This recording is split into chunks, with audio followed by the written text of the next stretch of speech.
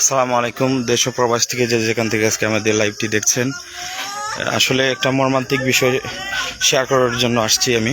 আসলে লাইভটা ক্লিয়ার দেখা যাচ্ছে কিনা একটু কাইন্ডলি জানাবেন।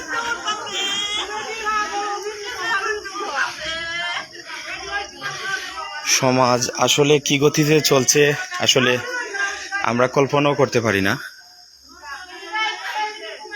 ঠিক এই জায়গায় প্রতিদিনের মতো যিনি সিএনজির মালিক, ওই জায়গায় ঠিক প্রতিদিন উনি গাড়িটা রাখেন, কিন্তু আজকে হঠাৎ করে মানে সকালে দেখা যায় যে গাড়িটি এই জায়গায় নাই। এক সপ্তাহ আগে ঠিক ওই জায়গা থেকে আপনার একই বাসা থেকে আপনার দুইটি গরু নাই হয়, একটা গাভীর সাথে ছিল বাচ্চা, দুইটা ওই জায়গা থেকে চুরি হয়। আর আজ ওই জায়গা থেকে আপনার সিএনজি ছিল ওই জায়গায় রাখা। এই যে ঘর দেখতে পাচ্ছেন, তেমন একটা বিশাল অট্টালিকা না, এটা টিনের ঘর দেখতে পাচ্ছেন আপনারা। তো ক্লিয়ার দেখা যাচ্ছে কিনা একটু জানাবেন কাইন্ডলি। আচ্ছা, একটু সাথে থাকবেন, আমি ক্যামেরাটা একটু ক্লিয়ার করি, মুছে দেখি ক্লিয়ার দেখা যায় কিনা।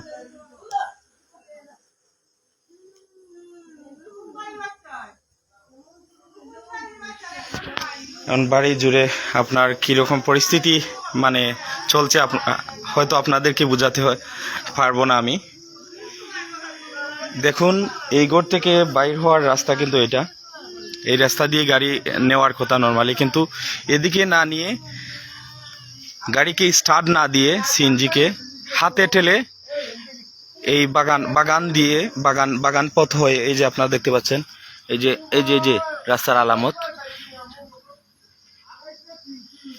এদিকে আপনার গাড়িটিকে নিয়ে এই সামনের রাস্তাতে উঠানো হয়, তারপর এই জায়গা থেকে গাড়িটা নিয়ে যায়। কতটা মর্মান্তিক এবং কতটা দুঃখজনক বিষয়। আজকে আমাদের সমাজে কি হচ্ছে, আমাদের চারপাশে সবাই সচেতন থাকবেন। আজ হয়তো আমার এবং আমার একজন আপনজনের হয়েছে, অন্যদিন আপনার সাথে হবে, আপনারা সবাই সচেতন থাকবেন। আর এটা অবশ্যই কারো না কারো ইন্ধন আছে এর পিছনে, হয়তো কেউ খুব বেশি জানে চিনে এই বাড়ি সম্পর্কে বা এই ঘর সম্পর্কে, যার সুবাদে সহজেই চোর যারা আছেন বা যারা চক্র আছেন তারা খুব সহজেই চুরি সম্পাদন করতে সফল হয়।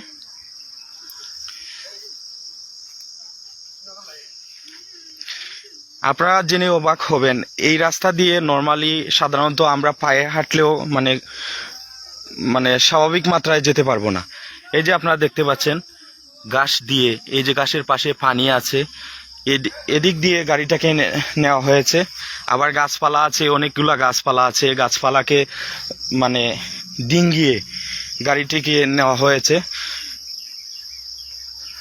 সামনে একটি গাড়ি দেখতে পাচ্ছেন, যে গাড়িটি চুরি হয়েছে সেই গাড়ির মালিকেরই আরেকটা গাড়ি ওই জায়গায় রাখার কারণে ওরা যে রাস্তাটা দেখালাম ওই রাস্তা দিয়ে ওরা গাড়িটা নিতে পারে নাই। রাস্তাটা সম্পূর্ণরূপে এই গাড়ি দ্বারা বন্ধ ছিল, যার কারণে এই যে বাগান দিয়ে গাড়িটা নিয়ে গেছে। আসলে কতটা মর্মান্তিক বিষয় আপনারা অবশ্যই আন্দাজ করতে পারছেন। আমার আসলে ভিতর ফেটে যাচ্ছে এমন কাহিনী, নজিরবিহীন কাহিনী দেখে। এই যে দেখতে পাচ্ছেন কত বড় এই জায়গায় খাল গেছে, খালের পরও আপনার অবনব কায়দায় খুব কৌশল অবলম্বন করে এই যে আপনারা চাকার দাগ দেখতে পাচ্ছেন, চুরিটা সম্পাদন করেছে। আসলে তারা পরিকল্পিতভাবে এটা করেছে। আমরা সাধারণত গ্রাম অঞ্চলে বিভিন্ন সময় আমরা দেখি যে বিভিন্ন বাগান বা সবজির বাগান বা যে কোনো বাগানের আশপাশে আমরা বাঁশ দিয়ে খুঁটি দিই এবং বেড়া বলে এটাকে, যাতে গরু এবং পশু মানে আপনার গাছগুলার ক্ষতি না করতে পারে। তারা কি করেছে, এইদিকে গাড়িটা বাইর করার জন্য এই জায়গা কিন্তু ভেঙে ফেলেছে তারা নিজে থেকে। আর এই গাড়িটা ঠিক ওই সামনে ছিল, ওই জায়গায় অবস্থান করছিল গাড়িটা। তো এই গাড়িটা রাখার কারণে এই রাস্তাটা টোটালি ব্লক হয়ে যায়, যে কারণে এদিকে গাড়িটা নিয়ে আসতে পারে নাই। তো এই গাড়িটা আপাতত এই জায়গায় রাখার কারণ হচ্ছে, এই গাড়ি দিয়ে প্রাথমিক অবস্থায় যেহেতু ঢাকা টু সিলেট হাইওয়ের পাশে আশপাশে এই গাড়ি দিয়ে কিছুক্ষণ আগে খোঁজখবর নেওয়া হয়েছে, কিন্তু আশপাশে কোনো ধরনের কোনো আলামত পাওয়া যায়নি বা কোথাও গাড়ির সন্ধান পাওয়া যায়নি। তো কতটা নির্মম কাহিনী হচ্ছে সমাজে এবং কি জঘন্যতম কাজ হচ্ছে। এক সপ্তাহ আগে একই বাড়ি থেকে 2টা গরু চুরি হয়, পাশাপাশি আজকে সিএনজি চুরি হলো। তো আপনারা সচেতন থাকবেন, যার যার অবস্থান থেকে আপনারা জানেন না এবং বুঝবেনও না। আপনাদের চারপাশে অনেক চক্র রয়েছে যারা চুরি করে তাদেরকে অনেক ধরনের ইনফরমেশন দিয়ে থাকে, যার সুবাদে খুব সহজে দ্রুততার সাথে সফলতার সাথে তারা চুরি করতে সক্ষম হয়।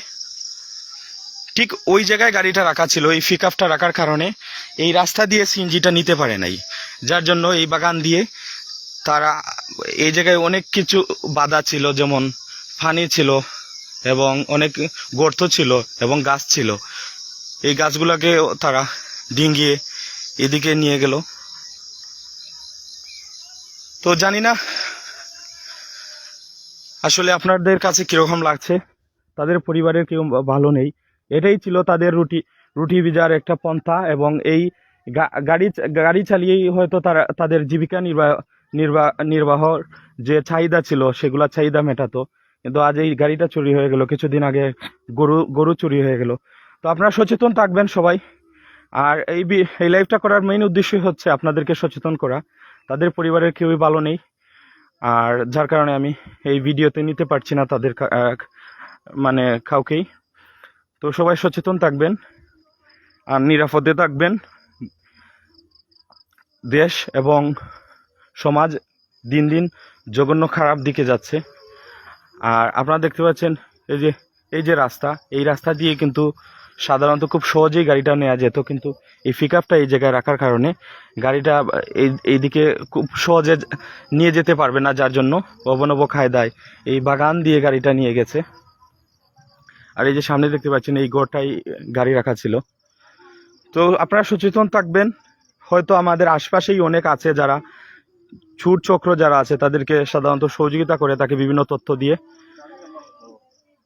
তো আপনারা সচেতন থাকবেন, নিজের নিরাপত্তা এবং নিজের জানমালের নিরাপত্তার জন্য আপনার সজাগ থাকবেন।